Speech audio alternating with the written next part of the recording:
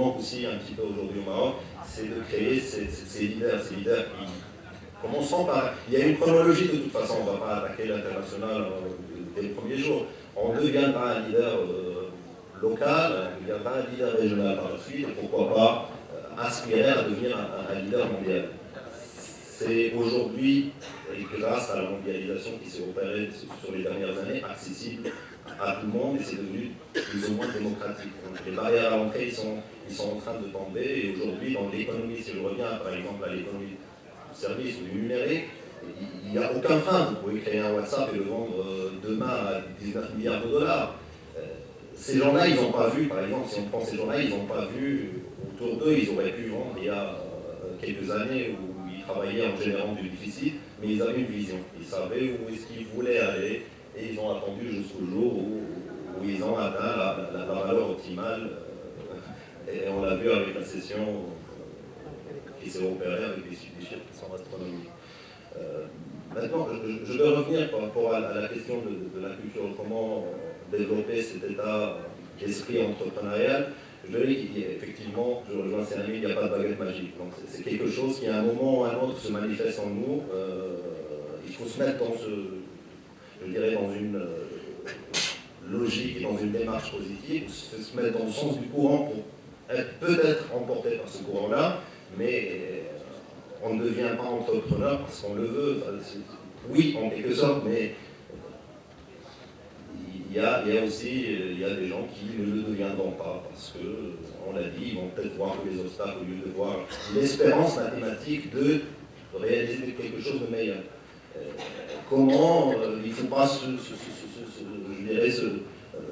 manifester un blocage par rapport aux contraintes techniques, parce qu'un business plan, s'entourer de la meilleure équipe, la corruption, tous ces obstacles, c'est des choses qu'on va traiter dans un deuxième lieu, je dirais, parce que si on prend l'acte d'entreprendre, il se manifeste avec 3 transformations, si je le résume. Il y a la transformation d'une personne ou d'un porteur d'une idée à un entrepreneur. Il y a la transformation de cette idée à quelque chose de viable, donc à un business. Et là, on peut, avec tous les outils qui sont à disposition, juger, simuler, tester, faire des tests de sensibilité par rapport au business model, est-ce qu'il tient ou il ne tient pas.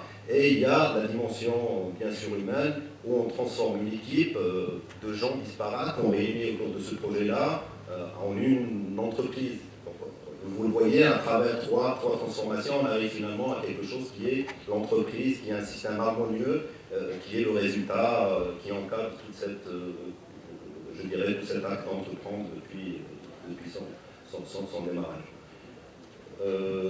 Sur ce, je passe la parole à notre modérateur pour clôturer, je pense. Alors, il est 13h51 minutes. Je suis content parce qu'on n'a pas beaucoup trop dépassé l'objectif de 13h45. Alors, un petit récap, même si je ne suis pas censé le faire, je ne vais pas trop les faire, mais en 2 mots essentiels. Le premier, moi j'aime bien le titre du forum qui est le do tank, c'est le doing. Il y a une phrase en anglais qui dit « The only way to do it is to do it ». La seule manière de le faire, c'est le faire. Et la seule manière de changer la mentalité, c'est de ne plus dire « j'allais traîner ». Ça commence par moi, premièrement. Deuxièmement, un truc qui est très très simple, certes on ne peut pas tous être entrepreneurs, c'est-à-dire créer l'entreprise, mais on peut tous avoir l'esprit entrepreneurial. C'est quoi l'esprit entrepreneurial? C'est le fait de ne pas toujours se laisser vis-à-vis du statu quo. Si je n'ai pas quelque chose, je propose des solutions. La chose la plus simple à faire, c'est de dire ça ne marche pas.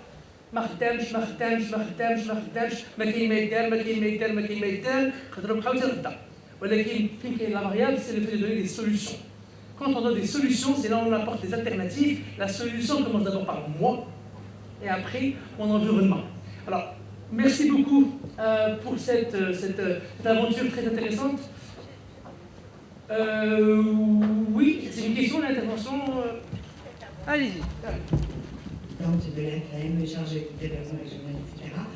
Et j'ai entendu depuis tout à l'heure parler d'entrepreneuriat, et nous sommes en plein dedans. Tout d'abord, bien sûr, ça concerne les femmes, mais ça concerne d'abord l'entrepreneuriat. Nous insistons sur l'entrepreneuriat féminin. Donc, j'ai entendu des va-et-vient, entrepreneur. J'ai envie juste de dire 2 choses. Je crois qu'on n'a pas le choix, que nous devons entreprendre. Et surtout, étant donné que nous sommes dans une école d'ingénieurs.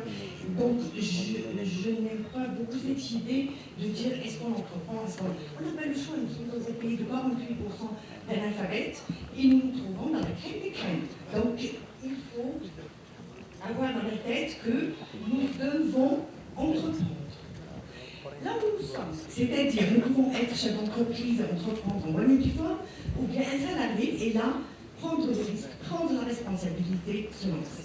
D'accord. Donc nous devons entreprendre. Deuxième raison pour laquelle nous devons entreprendre, c'est que, j'ai parlé d'analphabétisme, mais parce qu'on a besoin. Parce que vous avez parlé tout à l'heure, par exemple, de la balance commerciale, que c'est pas grave, je sais pas, que la balance commerciale est déficitaire. Nous avons quand même un déficit qui n'est pas réjouissant, c'est 100 milliards de dirhams. Et surtout, oui, alors, mais ça veut dire quelque chose de très important, que nous ne sommes pas compétitifs, que notre économie n'est pas compétitive. Et une économie compétitive, ça veut dire des entreprises compétitives. Et nous sommes dans des pays aussi, je dirais, de marché, c'est-à-dire des pays capitalistes, où tout repose sur l'entreprise. Si nous ne nous prenons pas, si nous n'améliorons pas nos entreprises, si nous allons rester dans ce cercle vicieux du sous-développement justement, et nous ne pourrons pas sortir de sitôt. Donc vous êtes déjà ingénieur, vous avez une responsabilité. Ça a été dit tout à l'heure. Donc comment le faire et je crois que vous avez tous les ingrédients pour le faire. Vous avez tous les ingrédients. L'État a des outils. Ils voient ce qu'ils valent, mais ils peuvent subvenir. Et il y a des associations de tout genre qui sont là pour vous soutenir. Presque toutes les banques ont des outils pour vous aider. Donc, qu'est-ce qui reste? Il reste beaucoup d'apprentissage et à notre niveau, beaucoup d'auto-apprentissage. Merci de m'avoir donné la parole. Merci beaucoup, Madame Dac.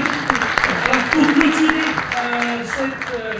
il y a beaucoup de personnes qui partent, c'est le moment du déjeuner, il faut manger la nourriture est très important, parce que ça fait partie des besoins primaires. Alors, pour clôturer avec une petite note d'un sujet qui me fait beaucoup à cœur, c'est bien d'entreprendre, mais c'est encore mieux d'entreprendre quand c'est au service et avec la communauté. C'est bien de créer un projet, mais un projet qui n'a pas de valeur ajoutée pour moi et pour ma communauté et qui ne crée pas de la valeur ajoutée. Je vous remercie pour votre intervention parce que nous ne sommes pas oubliés avec la tour de l'Azim, tout va bien. Socio-économiquement, les indicateurs sont très risqués. Et si on ne bouge pas, on ne peut rien faire. Merci beaucoup. Je vous demande d'applaudir le panel et je vous demande de revenir rapidement à la deuxième session sur l'entrepreneuriat. Merci à tous les organisateurs. Le plaisir.